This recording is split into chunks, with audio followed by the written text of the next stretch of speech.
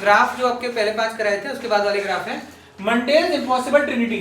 एक आदमी था उसका नाम था मंडेल, ये बहुत फेमस इकोनॉमिक्स थे। इन्होंने बोला था इम्पॉसिबल ट्रिनिटी, 3 चीजें जो इम्पॉसिबल है इकोनॉमिक्स में। इस आदमी ने बोला था पहला फिक्स्ड एक्सचेंज रेट, कि भैया फिक्स्ड है 1 रुपए का डॉलर इज इक्वल टू 1 रुपए, ठीक है, $1 इज इक्वल टू 1 रुपीज, ये फिक्स्ड है, चाहे कुछ भी हो जाए ये फिक्स्ड रहेगा। पहली ये चीज घटना इम्पॉसिबल है। दूसरी इनकम फ्रीडम, भाई पैसा मेरे पास आजादी से आए और एक्सपेंडिचर फ्रीडम, पैसा मैं आजादी से खर्च करूं, आता भी रहे खर्च भी करता रहो और फिक्स एक्सचेंज रेट रहे। ये इम्पॉसिबल 3 चीज हैं। आप कैसे याद रखोगे? मुंडे की इम्पॉसिबल 3 ख्वाहिशें, पैसा आजादी से आए, आजादी से मैं खर्च करूं और फिक्स एक्सचेंज रेट, कोई ना देखने वाला, ठीक, मुंडा आराम से पैसे कमाए। एक तो वो था मुंडा को अपने से सत्यमेव जयते, मुंडा सच बोलता है, और एक ये है मुंडे की impossible Trinity, fixed exchange rate, income freedom और एक्सपेंडिचर फ्रीडम, आने की खर्चा करने की फिक्स्ड एक्सचेंज रेट। ये खत्म हो गया, बस ठीक है। अब आए दूसरा कर्व है लाफेर कर्व। देखो मेरा पर्पस है बहुत जल्दी खत्म करने का है क्योंकि आपका सुपरफास्ट डिवीजन चल रहा है। लाफेर कर्व, लाफ, इसको लैफर मत बोलो, ज्यादा अंग्रेजी बनने की जरूरत नहीं है, बोलो लाफिर, बोलो लाफिर ला, ठीक है, लाफिर कर्व, या इसको आप ऐसे बोल दो लोफर, बोलो loafer, loafer curve. Revenue earned और टैक्स रेट। अब बात सुनो, ये बहुत इंपॉर्टेंट है, भारत सरकार चाहती है कि आपको ये पता हो। होता ये है कि भारत सरकार ने अपना टैक्स रेट बढ़ाया, भारत सरकार टैक्स रेट बढ़ा रही थी, तो भारत सरकार जब टैक्स रेट बढ़ा रही थी तो आप लोग रेवेन्यू दे रहे थे, आप लोग दे रहे थे। भारत सरकार ने बोला 20% टैक्स लगेगा, आप दे रहे थे, ठीक है। पर एक लिमिट ही आई कि भारत सरकार उस लिमिट के जैसे ही ऊपर टैक्स बढ़ाया भारत सरकार ने, आपने बोला अब नहीं देंगे हम टैक्स, आप टैक्स चोरी करना शुरू कर दोगे, आप टैक्स चोरी करना शुरू कर दोगे तो रेवेन्यू जो अर्न होगा वो गिरता चला जाएगा। ये क्या है आपका रेवेन्यू अर्न, भारत सरकार को जो पैसा मिला वो, और ये है आपकी टैक्स रेट, भारत सरकार ने जो टैक्स रेट लगाई वो। आपके समझ में आ रहा है? लोफर लोग जो होते हैं थोड़े टाइम तक टैक्स देंगे, उसके बाद टैक्स नहीं देंगे। कौन? लोफर। या तो लोफर से याद कर लो, या ला फिर ला फिर ला, ला फिर टैक्स ला, ठीक है। इसको बोलते हैं ब्रेकिंग पॉइंट। यहां तक हमारी सहनशीलता है। पेट्रोल का दाम अगर 96 चल रहा है अभी, 100 के ऊपर पहुंच गया, फिर हम चोरी करना शुरू कर देंगे, कुछ ना कुछ जुगाड़ लगाएंगे, ठीक है, कैसे ना कैसे पेट्रोल को हम बचाएं, कुछ करेंगे ना। अच्छा, आपका लोफर कर्व हो गया खत्म, सच में खत्म हो गया ये। आपको इसके अंदर डिटेल में जाना है, अपने रिस्क पे जाना, मेरे पे नहीं। कुज़नेट्स इन्वर्टेड यू कर्व। अब दूसरा कर्व आ गया, तीसरा कुज़नेट्स इन्वर्टेड, इन्वर्टेड मतलब होता है उल्टा, यू कर्व, उल्टा यू, उल्टा यू कर्व है। आप सुनो, बहुत ये भी इंपॉर्टेंट टॉपिक है। ये किससे रिलेटेड है? हर कर्व जो है 2 चीज से रिलेटेड तो होता है, इनइक्वालिटी और इनकम पर कैपिटा से रिलेटेड है। अब ये क्या है भैया? सुनो, बहुत ध्यान सुनना, अमीर लोग हैं वो तो बहुत ज्यादा ध्यान सुनो, ठीक। हाँ भाई बात सुनो। हुआ ये है कि भारत सरकार चाहती है कि भाई अमीर लोग बढ़े, अमीर लोग बढ़े, तो भारत सरकार क्या करेगी? जैसे आप बोलो ग्रीन रेवोल्यूशन क्या हुआ था, ग्रीन रेवोल्यूशन में ये किया गया था कि भैया हमने एक एरिया देखा, पंजाब हरियाणा वेस्टर्न यूपी वाला एरिया देखा, इसको हम ज्यादा, क्योंकि ये ऑलरेडी डेवलप्ड है, इनको हम और पैसा सप्लाई करेंगे। एक टाइम आएगा जब ये लोग ग्रो करेंगे, ये लोग उनको पहले सपोर्ट करो, फुल सपोर्ट करो, ग्रो करेंगे, उसके बाद पूरे देश में खाना पहुंचा देंगे। ये तो लॉजिक था।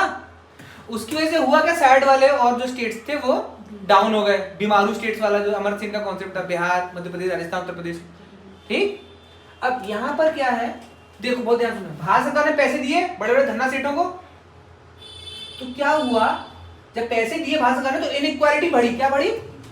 इनइक्वालिटी बढ़ी, इनइक्वालिटी बढ़ी। भाई अमीर अमीर होता जा रहा है, गरीब गरीब और मरता जा रहा है। फिर एक टाइम आएगा जब अमीर ने अंबानी बन गया, रिलायंस बना ली, फिर अडानी हो गए, महिंद्रा बन गए, बड़े बड़े लोग हो गए। अब ये बड़े बड़े लोग क्या करेंगे? लोगों को नौकरी पे रखेंगे, एंटरप्रेन्योर बनेंगे जी, ठीक है, ये एमएसएमई खोलेंगे, ये स्टार्टअप खोलेंगे, ये कोचिंग चलाएंगे। समझ में आया? फिर क्या होगा, आपकी इनइक्वालिटी कम होना शुरू हो जाएगी। पहले इनइक्वालिटी बढ़ेगी, अमीर को अमीर करो, फिर वो पैसा डिस्ट्रीब्यूट करना शुरू कर देगा। समझ में आया? तो इनइक्वालिटी अब कम होगी, पहले इनइक्वालिटी बढ़ेगी, पहले इनइक्वालिटी बढ़ेगी, फिर धीरे धीरे जब वो बन गया ना बिग बाजार का मालिक, फिर तो लोग नौकरी पे रखेगा, इनइक्वालिटी कम हो जाएगी। खत्म आपका आया कुज़नेट्स इन्वर्टेड यू कर्व है, ये कुज़नेट्स का कर्व है, कोऑर्डिनेट्स में कैसे याद रखेंगे अभी भैया, यू से याद रखना कि इन्वर्टेड वाला है, उल्टा यू बनेगा, उल्टा बनेगा। जैसे इसमें ब्रेकिंग पॉइंट था टैक्स रेवेन्यू, टैक्स रिलेटेड था, लोफर है, ये रिलेटेड है आपका इनकम पर कैपिटा से। ये कठिन लगता है लोगों को, इसलिए आप अच्छे से समझ लो। तीसरे चौथे पर आया आपका लॉरेंस कर्व। क्या कर्व है ये? Lawrence curve. अब भाई लॉरेंस कर्व क्या है? ये है इनइक्वालिटी, जीनी कोएफिशिएंट और नेशनल इनकम के ऊपर है। आप सुनो क्या है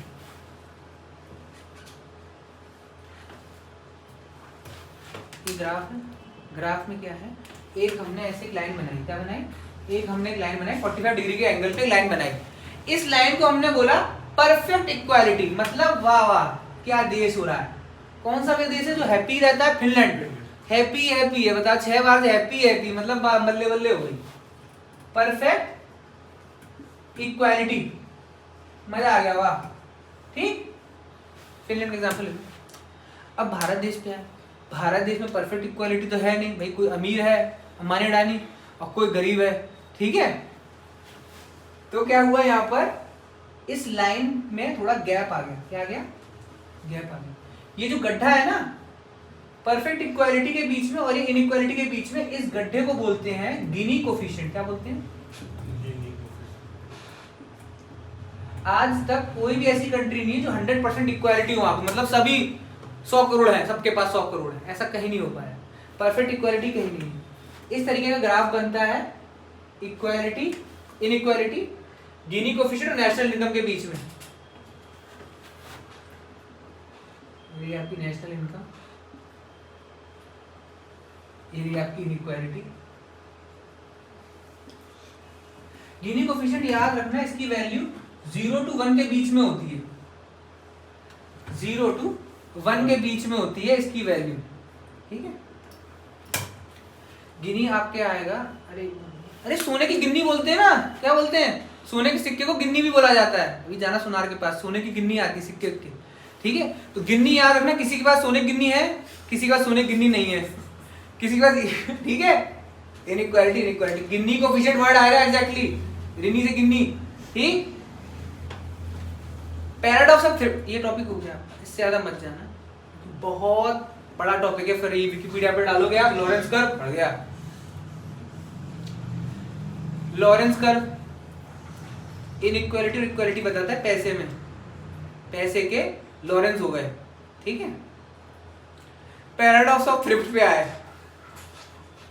पैराडॉक्स ऑफ थ्रिफ्ट पे क्या है भाई? सेविंग और not saving. Paradox of thrift ये बोलता है, पैराडॉक्स पहले बात तो पैराडॉक्स क्या होता है? पैराडॉक्स मतलब है भ्रम ऑफ थ्रिफ्ट।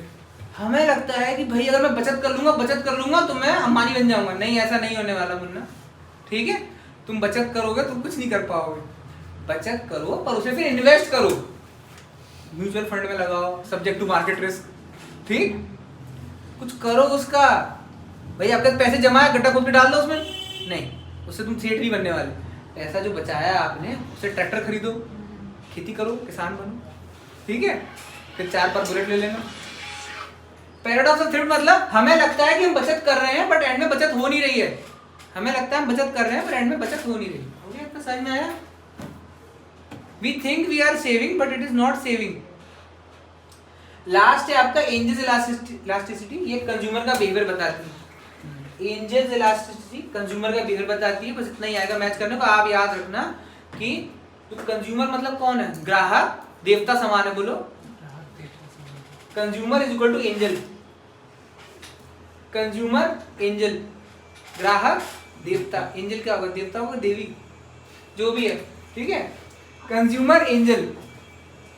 आपका ये कर्व का एक ओवरव्यू कंप्लीट हो गया है। Thank you.